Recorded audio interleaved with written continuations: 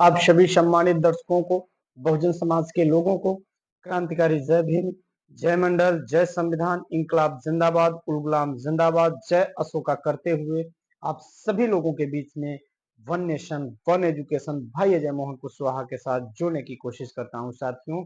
और जो भी साथी इस बहुजन मूवमेंट के चैनल को नहीं सब्सक्राइब किया है, चैनल को सब्सक्राइब करें और ढेर सारा प्यार मार्गदर्शन देने के लिए जरूर जुड़े। साथियों, आज बात करेंगे लोकसभा चुनाव 2024 को मद्देनजर रखते हुए बहन कुमारी मायावती, माननीय अखिलेश यादव और आकाश आनंद जी के बारे में। जो जवाबी हमला एक दूसरे ऊपर हो रहा है उस पर थोड़ा सा चर्चा होना चाहिए। मैं आप सबको बताना चाहूंगा, क्या अखिलेश यादव ने बीएसपी के वोटरों को अपने पक्ष में करने की पूरी तैयारी कर ली है? क्या अखिलेश यादव ने आकाश आनंद के लिए फैसले को भुनाने की रणनीति बना ली है? क्या अखिलेश यादव ने मौके पर चौका मारना चाहते हैं? इन सारे मुद्दों पर आइए हम चर्चा करते हैं।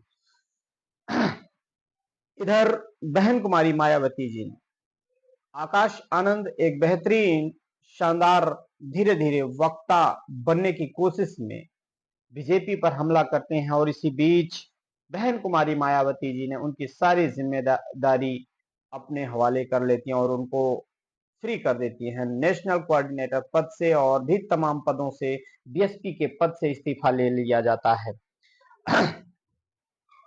और सारी जिम्मेदारियों को छीन लेती हैं आकाश आनंद के पिता आनंद। और उन्होंने ट्वीट करके कहा कि आकाश आनंद के पिता आनंद कुमार जी जिस तरह से पहले पार्टी में काम करते थे, अपने पद पर बने रह करके पार्टी पर पूरी तरह जिम्मेदारियां वहन कर सकते हैं। आकाश ने बीजेपी पर जो हमला बोला, इसी के उम्मीद लगाया जा रहा है, इसी पर कयास लगाया जा रहा है। इसी वजह से बहन कुमारी मायावती जी ने आकाश आनंद के सारे पद से इस्तीफे ले लिए।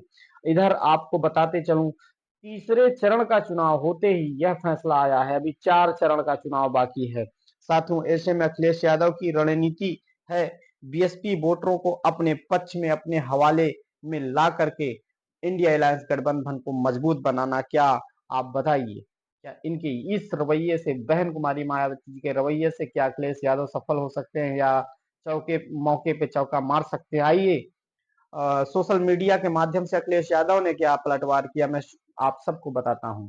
बसपा ने अपने संगठन, ये अखिलेश यादव जी ने जो पलटवार किया, उसके बाद बहन कुमारी मायावती जी ने क्या आप लोगों से कहा, उसको भी मैं बताऊंगा। साथियों, आप लोग विचार करिएगा और कमेंट के माध्यम से जरूर मार्गदर्शन करिएगा। ये बसपा और सपा दोनों क्यों लड़ रही हैं, जबकि इन दोनों को एक ही साथ रह करके लड़ाई लड़ना चाहिए। साथियों, बसपा ने अपने संगठन में बड़े बदलाव का जो भी कदम उठाया है, वो उनकी पार्टी का आंतरिक विषय है। दरअसल इसके पीछे असली कारण यह है कि बसपा की एक भी सीट आती हुई दिखाई नहीं दे रही है, क्योंकि बसपा से अधिकांश परंपरागत समर्थक भी इस बार संविधान और आरक्षण को बचाने के लिए इंडिया गठबंधन को ही वोट दे रहे हैं।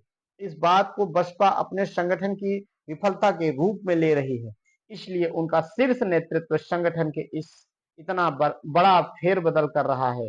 लेकिन अब बाजी बसपा के हाथ से निकल चुकी है। क्या आदरणीय अखिलेश यादव जी, मैं आपसे पूछना चाहता हूं, क्या आप सपा और बसपा को एक करके इंडिया अलायंस गठबंधन में क्या भागीदारी नहीं दे सकते थे? कहीं ना कहीं से अगर आप बहन कुमारी मायावती, मेरा मानना है, अगर वो बड़ा मानते हैं, बड़ी मानते हैं, आप उनको बड़े मानते हैं, उनको बड़े नेता मानते हैं, तो कहीं ना कहीं से आपको झुकना चाहिए। मेरा सवाल है, क्योंकि आज संविधान बचाओ और आरक्षण बचाओ सिर्फ आपके बस की नहीं है, यहाँ पर बहन कुमारी मायावती जी भी आपके साथ रह करके लड़ सकती थी। इसलिए कहीं ना कहीं से दोनों लोग गलत हैं और दोनों लोगों की वजह से बहुजनों की आवाम की आवाज को दबाया जा रहा है। साथियों, आगे सुनिए अखिलेश यादव जी ने क्या लिखा।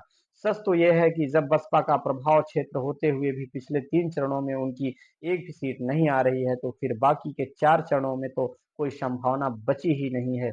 ऐसे में हम सभी वोटरों से अपील करते हैं कि आप अपना वोट खराब ना करें और जो बाबा साहब अम्बेडकर, भीमराव अम्बेडकर जी के संविधान को बचाने के लिए सामने से लड़ रहे हैं इंडिया गठबंधन के उन प्रत्याशियों को वोट देकर जिताएं और संविधान के संग आरक्षण भी बचाएं। साथियों, यहाँ पर आपका कहना सही है, परंतु मैं ये कहना चाहता हूं कि अगर आप सोच रहे हैं कि बसपा की सीटें नहीं निकल रही हैं, तो सातिराना आरएसएस और बीजेपी की वजह से क्या आपकी भी सीटें निकल सकती हैं क्या? वक्त ही बताएगा। आगे देखिए क्या लिखते हैं। इसलिए आग्रह है कि संविधान आरक्षण और अपना मान सम्मान बचाना है तो अपना वोट सपा को दे, या जहां इंडिया गठबंधन का प्रत्याशी हो वहां डालकर संविधान और आरक्षण के विरोधी भाजपा को हराएं। चलिए आगे देखिए, ये इनका रवैया है। बहन कुमारी मायावती जी ने ट्वीट करके क्या लिखा है। बीएसपी संगठन में कुछ चल रहा है, इस पर घोर दलित विरोधी सपा अगर कोई टिप्पणी व चिंता नहीं करे तो बेहतर है। बिल्कुल सही कहा आपने बहन जी।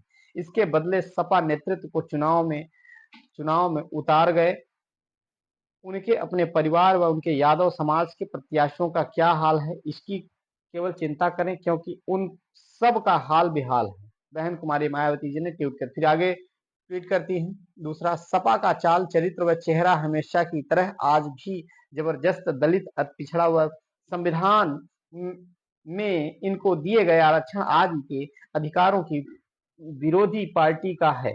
प्रमोशन में आरक्षण को खत्म करना तथा इस संबंध में बिल को संसद में फाड़ना आदि इनके ऐसे कार्य जिन्हें साफ करना मुश्किल है।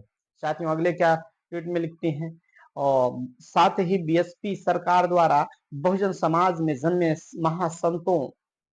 महान संतों गुरु व महापुरुषों के आदर सम्मान के में उनके नाम पर यूपी में बनाए गए जिलों, पार्कों, विश्वविद्यालयों आदि के नाम को जातिवादी सोच के कारण बदलना सपा सरकार के ऐसे कृत्य हैं जो इतिहास में काले कारनामों के रूप में दर्ज है। वास्तविकता कुछ चीजें जो हैं उसे छुपाई नहीं जा सकती। ये तो रहा जब सपा का शासनकाल रहा, तो यहाँ पर कुछ पार्कों और कुछ जो जिलों के नाम महापुरुषों के नाम पे रखा गया था, उनको बदलने का काम अखिलेश यादव शासनकाल में कुछ न कुछ हुआ है। ये गलत हुआ है, जिसकी मैं घोर निंदा करता हूं। बकाया एक दूसरे को खोदोगे तो कुछ मिलेगा नहीं। इसलिए एक दूसरों को, बहुजन समाज के लोगों, जो भी सम्मानित साथी देख रहे हैं, मेरी कोशिश है कि बहन कुमारी मायावती जी और माननीय अखिलेश यादव जी एक हों, और इस कोशिश के पीछे मैं शुरू से लगा हूं और आज भी लगा हूं, हमेशा लगा रहूंगा। ये ठोकरें अगर खा रहे हैं तो क्यों खा रहे हैं, क्या समाज भी इसका जिम्मेदार है? ये सारे उत्तरों को आप लोग कमेंट के माध्यम से जरूर मार्गदर्शन करिए, और एक नए वीडियो में आप लोगों से मिलेंगे। तब तक के लिए विदा लेते हैं। आपके सामने कई सवाल हैं, कमेंट के माध्यम से जरूर मार्गदर्शन करने का काम करिएगा। क्रांतिकारी जय भीम, जय मंडल, जय संविधान, इंकलाब जिंदाबाद, उल गुलाम जिंदाबाद।